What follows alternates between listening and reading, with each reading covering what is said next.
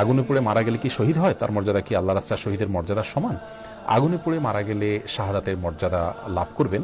নবী করিম সাল্লাল্লাহু আলাইহি ওয়াসাল্লাম বিভিন্ন হাদিসে শাহাদাতের মর্যাদা লাভ করবে এরকম ব্যক্তিদের প্রকার উল্লেখ করা যায়। কোনো কোনো হাদিসে আসছে যে শাহিদু খামসুন, 5 ব্যক্তি শাহাদাতের মর্যাদা লাভ করবে। এর ভিতরে নবী করিম সাল্লাল্লাহু আলাইহি ওয়াসাল্লাম বলেছেন যিনি আগুনে পুড়ে মারা যান তার কথা।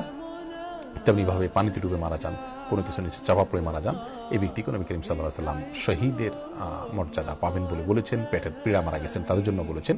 আবু দাউদের একটা হাদিসে আসছে ওয়াসাহিবুল হারিকি শহীদ, যে ব্যক্তি আগুনে পুড়ে মারা গেলেন তিনি শহীদ হবেন, অর্থাৎ শহীদের মর্যাদা পাবেন।